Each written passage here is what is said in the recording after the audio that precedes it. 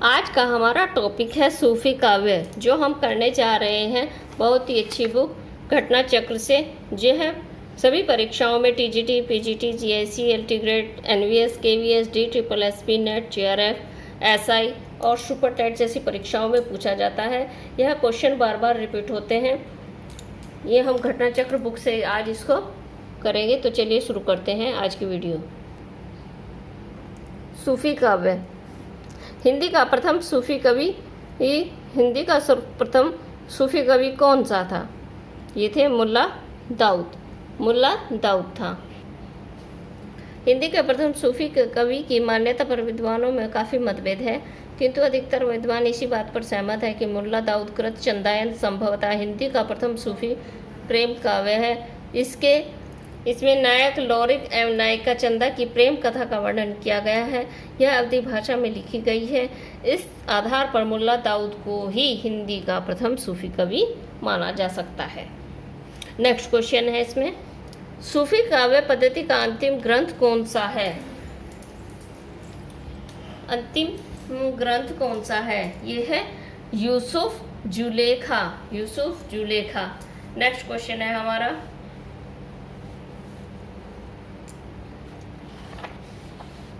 सूफी प्रेमाख्यानक रचनाओं की भाषा कौन सी है?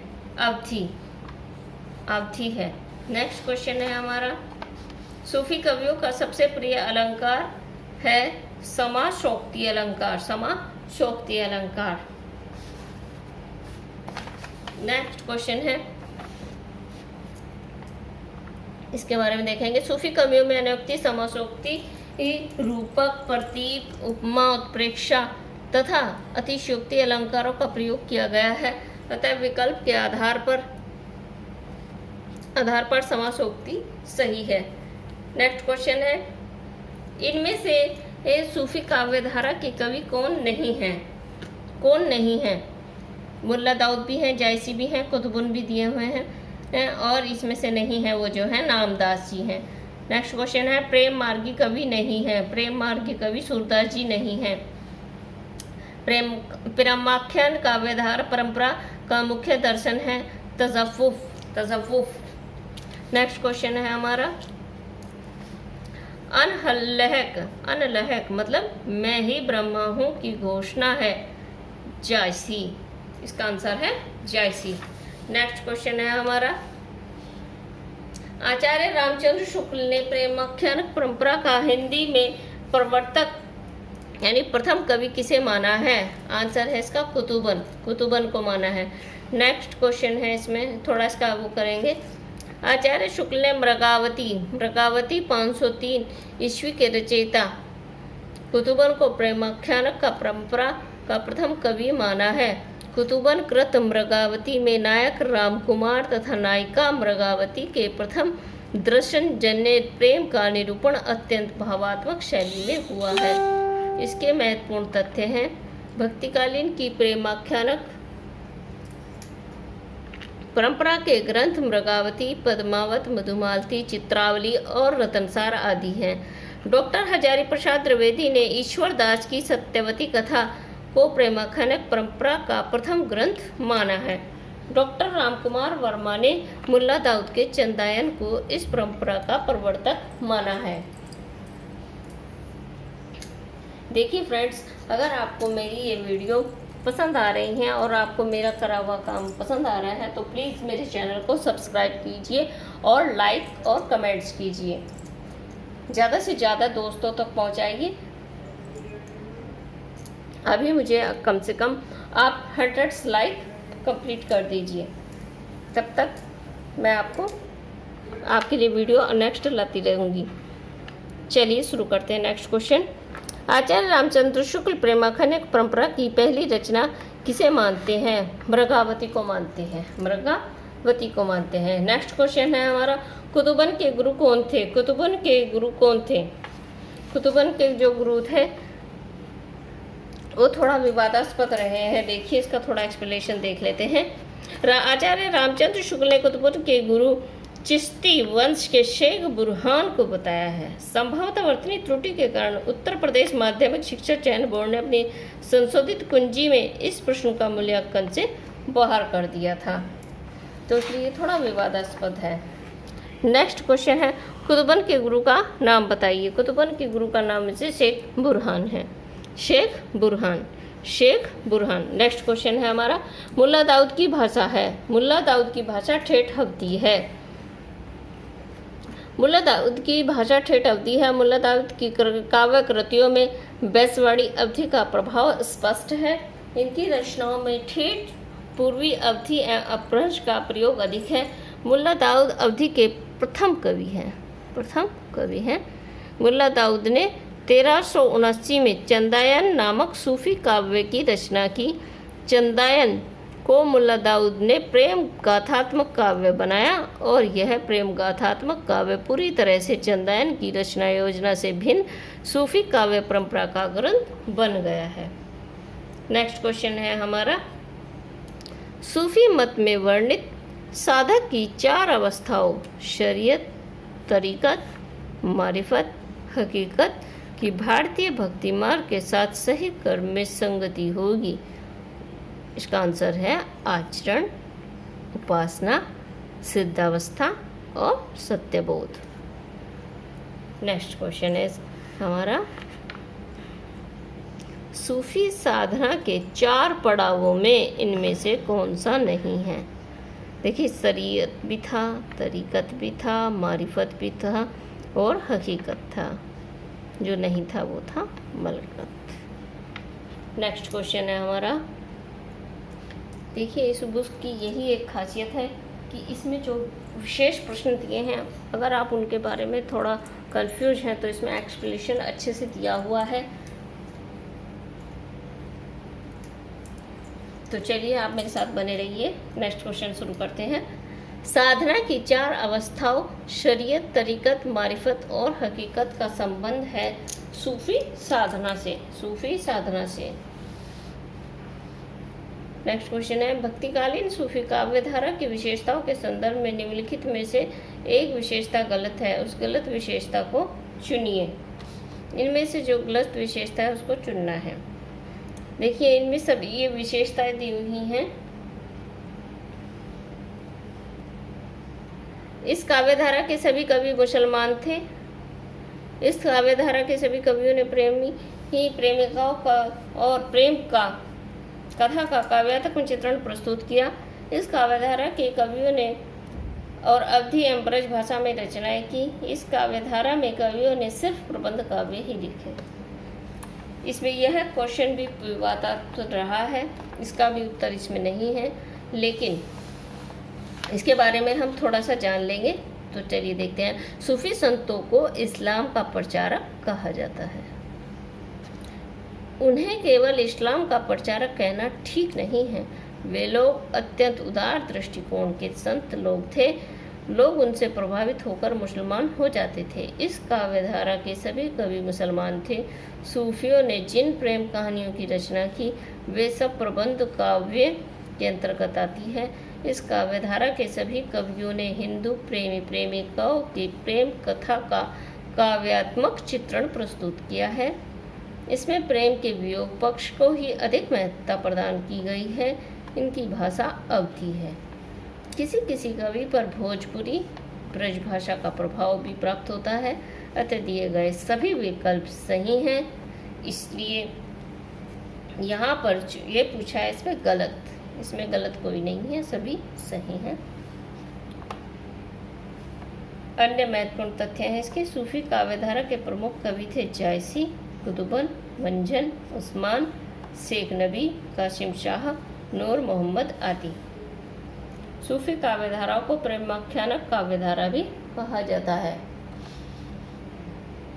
नेक्स्ट क्वेश्चन है, जायसी किस धारा के कवि हैं? जायसी प्रेमाख्यानक काव्यधारा के कवि हैं। जायसी प्रेमाख्यानक काव्यधारा के कवि हैं।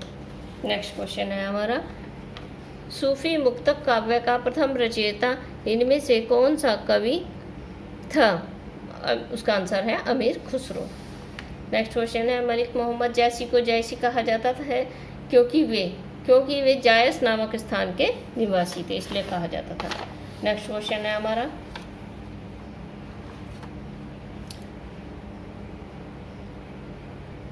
मलिक मोहम्मद जायसी की प्रमुख रचनाएं हैं अखरावट, पद्मावत, आखिरी कलाम, चित्ररेखा, कहरनामा, मसलनामा। पद्मावत जायसी का प्रबंध काव्य है जो शब्दार्थ और अलंकृत शैली तीनों दृष्टियों से अनूठा है। यह जायसी का सर्वोत्कृष्ट ग्रंथ माना जाता है। आखिरी कलाम में कयामत का वर्णन है।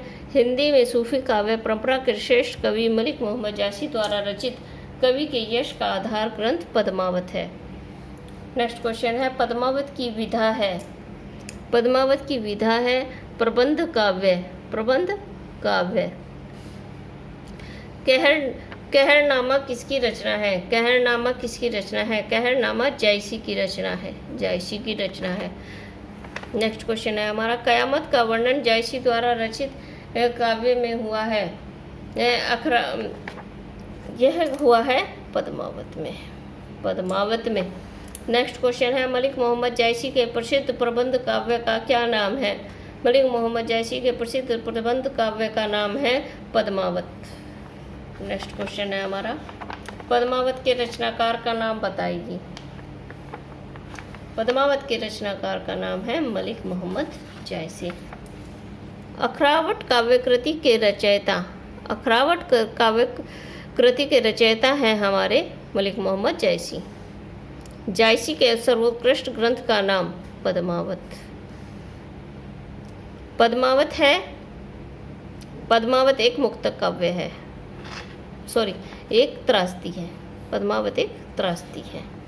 इसके बारे में थोड़ा जान लेंगे। मलिक मोहम्मद जायसी द्वारा पद्मावत की रचना 1540 ईस्वी में की गई थी। पद्मावत अवधी भाषा में लिखा गया। अवधी भाषा में लिखा गया। चूँकि पद्मावत एक प्रेमाख्यानक प्रबंध काव्य है जिसमें चित्तौड़ के राजा रत्नसेन तथा सिंघल की राजकुमारी पद्मावती के विवाह एवं विवाहोत्तर जीवन का चित्रण मार्मिक रूप से हुआ है, इसलिए इसको एक त्रासदी माना गया है। पद्मावत को एक रूपक काव्य भी माना जाता है। इस खंडों को विभक्त किया गया है। इसे खंडों में विभक्त किया गया है। इसके नायक नायिका तथा अन्य पात्रों का प्रतीकात्मक रूप इस प्रकार से है। थोड़ा सा देख लेंगे इसके बारे में। पद्मावती बुद्धि, परमात्मा, परम सत्ता का प्रतीक बताई गई है। चित्तौड़ शरीर का प्रतीक है। रत्नसेन मन का प्रतीक। सिंघलदीप हृदय का प्रतीक है। राघव चेतन शैतान का प्रतीक है। अलाउद्दीन माया का प्रतीक है। नागमती संसार का प्रतीक है। हीरामन तोता सुआ जिसका नाम गुरु का प्रतीक है। नेक्स्ट क्वेश्चन है पद्मावती के रचयिता कौन है? पद्मावती के रचयिता है जायसी।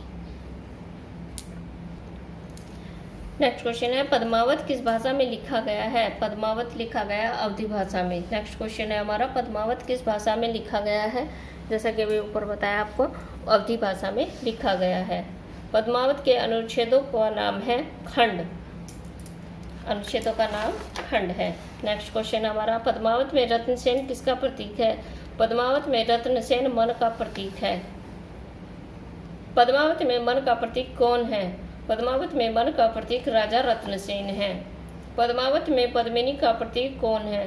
पद्मावत में पद्मिनी का प्रतीक परम सत्ता की है। परम सत्ता की। पद्मावत में गुरु का प्रतीक कौन है? पद्मावत में गुरु का प्रतीक सुआ है। नेक्स्ट क्वेश्चन राघव चेतन इनमें से किस सूफी काव्य का पात्र है? राघव चेतन इनमें से पद्मावत सूफी काव्य का पात्र है। नेक्स्ट क्वेश्चन है पद्मावत के रत्नसेन की पत्नी का नाम क्या है? पद्मावत में रत्नसेन की पत्नी का नाम है नागवती। नेक्स्ट क्वेश्चन है इनमें से कौन सी कृति जायसी की अक्षय कीर्ति के आधार पर रची गई है? जो जायसी की अक्षय कीर्ति के आधार पर रची गई वो है पद्मावत। नेक्स्ट क्वेश्चन है हमारा पद्मावत को समासोक्ति किसने कहा? पद्मावत को समासोक्ति आचार्य रामचंद्र शुक्ल जी ने कहा। आचार्य रामचंद्र शुक्ल जी ने कहा।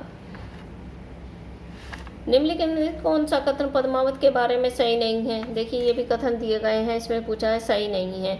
जो सही है वो मैं आपको बताती हूँ। इनमें लोक के प्रेम के लोक धर्मी स्वरूप का चित्रण हुआ है। इसमें दोहा चौपाइयों की शैली अपनाई गई है। यह भारतीय लोक कथा पर आधारित प्रबंध काव्य है। और जो नहीं है, पद्मावत की काव्य शैली ही प्रौढ़ और गंभीर नहीं है।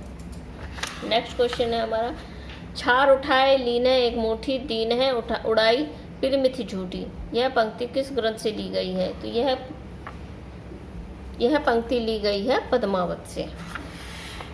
नेक्स्ट क्वेश्चन है हमारा, निम्नलिखित में से किस कवि ने सिर्फ अवधी भाषा में ही रचना की है? जायसी ही एक ऐसे कवि हैं जिन्होंने ठेठ अवधी भाषा में ही रचना की है और पूर्वी हिंदी के अंतर्गत है, इसीलिए जायसी ने अपनी रचनाएं सिर्फ अवधी भाषा में की। जायसी भक्तिकाल की निर्गुण प्रेम रश्मि शावखा के कवि हैं।